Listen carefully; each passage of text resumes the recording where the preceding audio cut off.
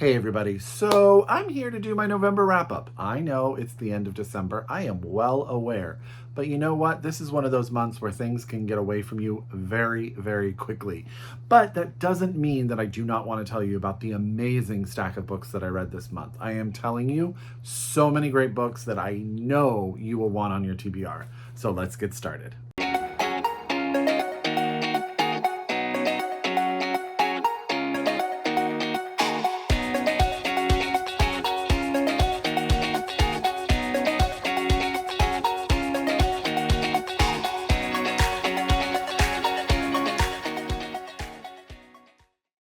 Hi everybody and welcome back to my channel. It's Russell with Ink and Paper Blog. How are you all doing today?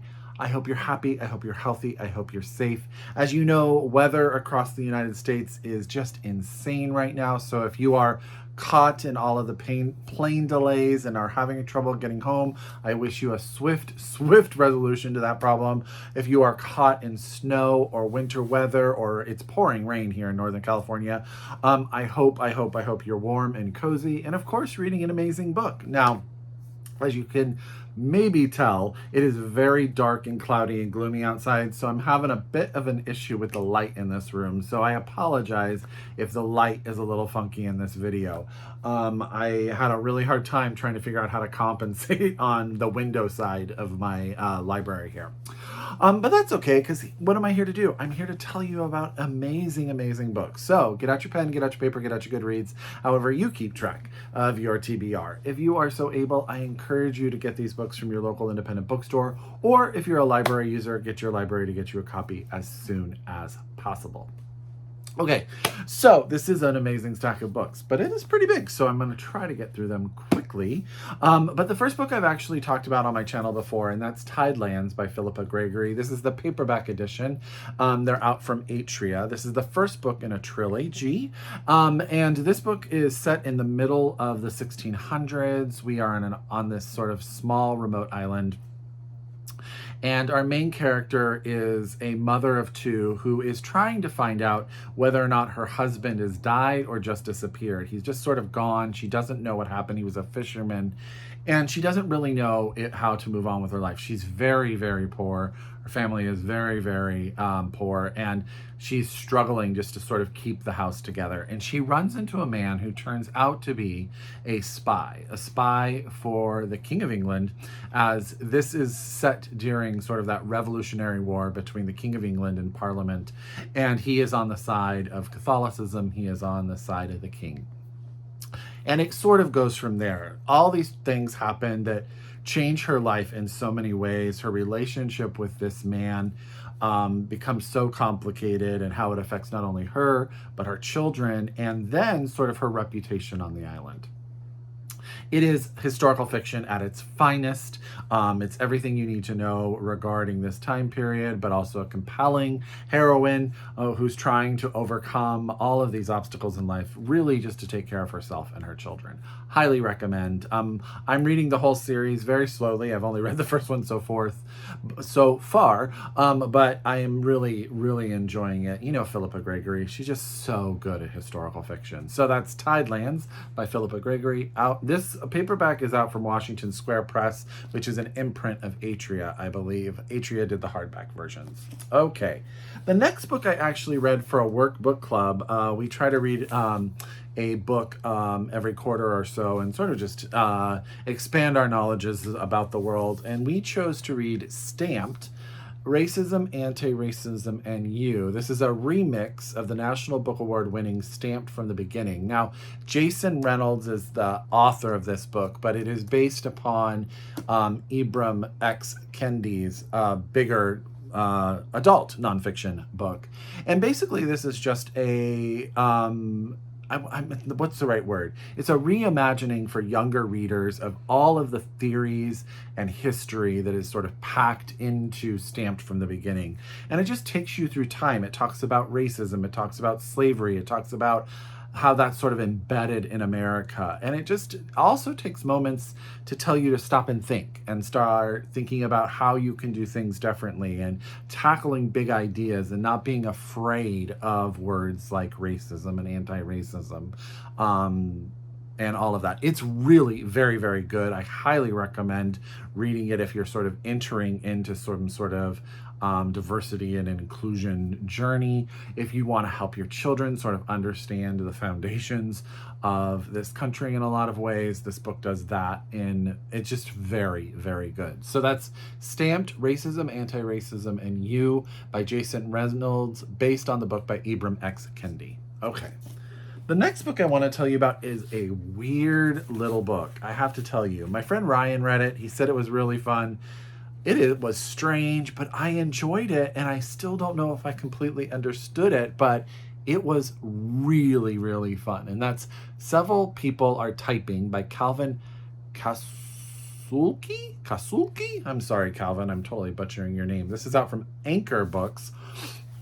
How to describe this book. So this book takes place all in a Slack chat. Now, if you don't know what a Slack chat is, it's almost like a work version of IMing, okay? And our main character in the book somehow gets caught in the chat. Like, you find out later that he's sort of like become pulled from his body. His consciousness has been pulled into the chat. And what has happened is he's sort of interacting with all of his coworkers through just this one medium. And you learn about like office gossip. You learn about sort of the politics of the company. You learn about all of the people through what they put in the chat. It's got this sort of, I don't know what the word is, meta idea of like this man caught in this world where he has all this time to sort of investigate. And then he sort of starts having conversations with the help aspect of the Slack chat. And it becomes this very interesting discussion on technology versus humanity and recognizing and believing one another. And it's just really funny and weird and good. And I highly recommend it. I don't really know that I've explained it that well because it's such a goofy book. But I just really enjoyed the premise of it and sort of how it just sort of turned everything a little bit upside down. So that's Several People Are Typing by Calvin Kasulke. I'm sorry, Calvin, that's terrible. Anchor Books. Very highly recommend if you just want something weird and out there and interesting. It was very, very interesting. Going back to a little bit of historical fiction, I finished and loved Hester by Laurie, LIco, Albanese. This is out from St. Martin's Press. You know, absolutely know that I am a sucker for books that reimagine the lives of authors and or characters in novels that we all know. So this book is actually about a woman. Her name is Isabel. She and her husband, by the way, I have to say, they sent this beautiful like Scarlet A little napkin with it in this picture, and yeah, it is pinned and it's super, super cute. So we are in the early 1800s. Isabel and her husband are sort of, something happens, they get exiled basically from Scotland and sent to the United States. Her husband is, I'm just going to say he's not a very good person. He winds up leaving her there, and she winds up meeting and sort of becoming friends with and involved with Nathaniel Hawthorne, the writer of the Scarlet Letter. And what Laurie has done so brilliantly in this book is she takes all of these ideas of Puritan America and she intertwines them into this woman's life and story. So what happens is she goes through, you start to see these connections. If you've read the Scarlet Letter or know the Scarlet Letter, you start to sort of see how this becomes the premise for that book, right? And it is so well done. Isabel is a fantastic character. Sort of, she winds up having to sort of earn her life for herself as a seamstress, and Nathaniel Hawthorne is entitled in ways that show so much how he just doesn't really see the world. He has these ideas of art and literature, but does he see the actual things that are going on around him? And it's about their relationship. It's so good. I don't want to give any of it away, but you see all of the characters from the Scarlet Letter in other characters. And so you start to be like, oh, piecing it together. It is so darn clever, and it is just so good. And everything that happens, it's tense, and it's not ruined if you've read the Scarlet Letter, but it definitely adds a certain layer to everything that's going on. So I loved Hester by Laurie, LIco, Albanese, and this is out from St. Martin Press. Okay. Oh, another book that I absolutely adored. So I decided I needed to do some science fiction or fantasy. So I picked up Legends and Lattes by Travis Baldree. This is out from Tor. This book is adorable. So yes, it is a fantasy. Our main character is an ogre. The woman who does the baking is a succubus. And what we learned very early on, that the ogre, Viv, my name is Viv, right? Yes, Viv. She has been sort of a sales sword. So she's gone around, she kills lots of people, has been in a lot of battles, and she's tired. And what does she want to do more than anything? She wants to open a coffee shop. And so she goes to this town. She has this like little stone that's supposed to give her luck. And she decides to open a coffee shop. And it becomes sort of this center for all these people in this community. But of course, there's sort of people who want what she has. They are trying to steal stuff from her. There's this sort of gang that's going around saying that she needs to pay them in order for her safety and all of that stuff. And let me tell you, it is fun. It is sweet. It is just heartwarming. It is a hug for your heart. And by the end of it, you love every single character. You want to get to know them more. I really want Travis to write a sequel so very, very bad. I adored it. So Legends and Lattes by Travis Baldree. Baldree, maybe? Why do I want to put the R on the end? Baldree? Out from Tor. No, this is just Tor Books. Okay. I really love that. I'm really, really a fan of that one. I think that one's just that perfect kind of read to get you through when you just need something to make you feel good. That's that book. And it has a little bit of adventure and fun in it too. So you're like going along for the ride. It's super good. The next book I read is Other Names for Love by Taymour Soomro. And this is out from FSG. So I actually had this book on my TBR for a long time. And I had picked it up and I couldn't really connect with it. And then one day I was like, you know what? I'm just going to pick a stack. And this one was in the middle of the stack. And I started it. And next thing I knew, I was like 100 pages into it. So this is the story of Fahad. He has been taken from his life and his sort of the connection he has with his mother by his father to this rural farm in Pakistan, in upcountry Pakistan. The reason is his father sort of wants to man him up. Let's use that term. You all know what that means, right? And so he takes his son away and he introduces him to this farm that was sort of the building blocks for the family. And his father is a political figure in the country, and the farm is sort of where they get all of their money, and the town around the farm and all of that sort of stuff. And the son arrives and he starts to realize that there is so much political intrigue underneath it all. And then he meets another guy his age and starts to have feelings for this guy. And that complicates everything. So what winds up happening is... Sorry, Siri wanted to interrupt.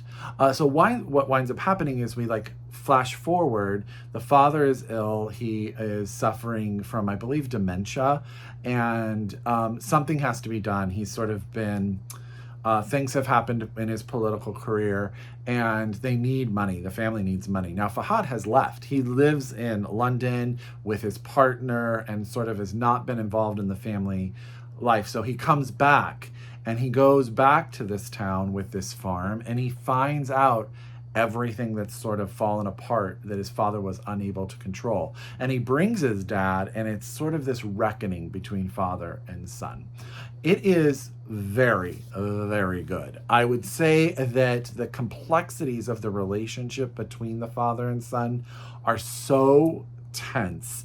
And as things sort of change and the son sort of learns who he is, you start to have this hope, but you have this overwhelming sense of dread of what's going on in the country and how that's going to affect the whole family.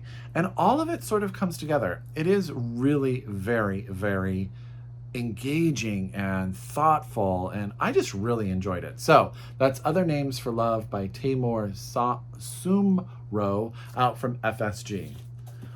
So I'm doing this video. It is a Tuesday night, and it's one of those things where you realize you've worked all day and your brain is not working 100%. So I apologize that I'm doing my best, but sometimes I'm like, goodness gracious, some clarity, Russell.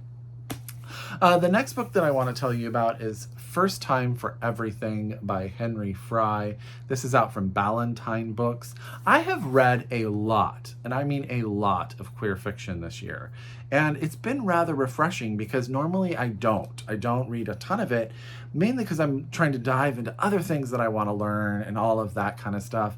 And so I read some, but I don't allow it to dominate my choices. But this year, I've just been really drawn to a lot of queer fiction. And in this debut novel, I was very interested because I will say, it starts out with a bang. So our main character is in hospital because he has an issue with his, and he winds up finding out that he may have an STI and that his relationship may not be everything he thought it was. The main character in this book is very insecure. He doesn't really know who he is. He allows other people's sort of ideas of him to drive what he feels he is in the world. His best friend is this queer, non-binary performance artist that just is really everything that is the antithesis of our main character. And what happens is his relationship falls apart. He winds up getting evicted from the house he's lived in for a while. The couple he lives with are going to have children. They want his room. So he moves into this commune. And what happens from there is our main character is forced to grow up and figure some stuff out. It is not always smooth. And he goes through these phases of being immensely insecure. I will be honest, in the beginning, I found him frustrating. But what Henry Fry does really, really well is he shows how complicated it is to sometimes for someone to find themselves. And the main character goes through these different cycles and becomes sort of everything he hates about people. Then he sort of steps back and he tries to overcompensate. And he realizes that in his not knowing who he has been selfishly trying to take all of the attention. And what does that mean? And his relationships that he develops with many different people throughout the book really start to formulate in his mind that he has to be his own person. I will say I felt the end of this book was a little bit rushed. I kind of needed a bit more resolution, but I was fine with it. I think it's definitely makes sense. I just would have liked maybe 20 or 30 more pages to sort of make things a little smoother for me. But in the end, I understood what Henry was trying to do with this book, and I really felt like I know this guy. I know the main character. I'm going to get his name for you. Danny. And I know him. I've seen him. I've been him at times. So there's a lot of like recognition in that manner in this book. And overall, I really enjoyed it. I will read what Henry Fry puts out next into the world. I thought it was really interesting and fun in a lot of ways. Frustrating at times. That's usually based because the character makes decisions you are like, please don't do that. But I really enjoyed it. So First Time for Everything by Henry Fry, out from Ballintine Books. Okay, my husband a few months ago, actually probably this summer, was down at Bookshop Santa Cruz with my nephew. I was working and he took my nephew down there. And he brought me home a bunch of graphic novels, queer graphic novels. And they've been sitting beside my bed. And one day I was just having a moment and I was like, you know what, I'll pick one up. And I did. I picked up M is for Monster. This is by Talia, Dutton. And let me make sure I get this publisher right. Hold on. AbramsComicArts, Surly, New York. There we go. So this book starts, it's like a Frankenstein story in the beginning. Basically, we have a sister who has decided to revive her sister who passed away in a science experiment and rebuild her body. But when she wakes up, the sister, M, doesn't remember anything about her prior life. She doesn't remember being this woman's sister.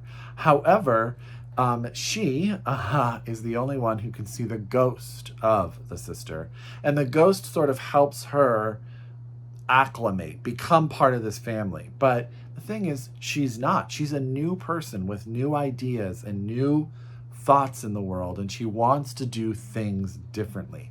So the book starts with this idea of sort of like, you know, I have brought you back because I missed you so much. And then it's this sort of, what am I thinking? It's like a treatise almost on the idea of not being, you can't make people what they aren't, and allowing them to be themselves, even though you have formed in your head ideas of who they should be. The art is really cool. It's all done in like these green tones. But the main character, M, she goes through this arc that is very, very touching. And as she sort of figures out who she is and realizes what she has to give up that she never really knew she had, it becomes very, very, is meta the right word? I don't know. It's just very thought-provoking. How's that? I really, really enjoyed it. I had no idea what to expect, and I thought it was brilliant. So that's M is for Monster by Talia Dutton. And again, this is out from AbramsComicArts, Surly, New York. There you go. Okay. Last but not least is a little novella that I absolutely adored, Into the Riverlands by Nghi. This is out from TORDOTCOM. This is the third in a novella. So far, it's a trilogy. She could go on forever. I love these books so much. But this is based, so the main character is CHIH. They are a sort of like a historian monk, and they walk around collecting stories, okay? And in each book, they introduce you to a legend, some legend of the land. And we wind up meeting people along that journey, and you sort of start to figure out where those legends came from. And the main character is very interesting because they're supposed to be like this sort of observer, but they always have a way of getting involved in stuff that's very, very complicated. But what I think is so amazing about these books is they're not long, but a complete story is told. You are introduced to something, and by the end you will have an aha moment in every single one of them. They are beautifully written, vividly painted. You know, your brain will definitely remember where you are, and she's so good. She's so good. I highly recommend. Let me make sure. So the first one is The Empress of Salt and Fortune. Excellent. Sorry, my eyes are too. When the Tiger Came Down the Mountain is the second one, and Into the Riverlands is the third. And I have loved them all. I have all of them sitting on my shelf. I think they are fantastic. Okay, I told you that was a big stack of books. I don't think I can lift these, actually. I was going to lift them for you, but that's not going to work. I hope that I have sold you on every single one of these. I hope they all wind up on your TBR. I appreciate you letting me do my wrap-up so late in the year, or late in the month. It doesn't matter, right? Because they're just amazing books that you're going to want to read. As always, if you are a return subscriber, thank you so very, very much. If you are new to my channel, I thank you. I hope you subscribe and push the bell and all of that kind of stuff. And as always, I encourage you to read globally, shop locally. Until next time, happy reading. Bye, everyone.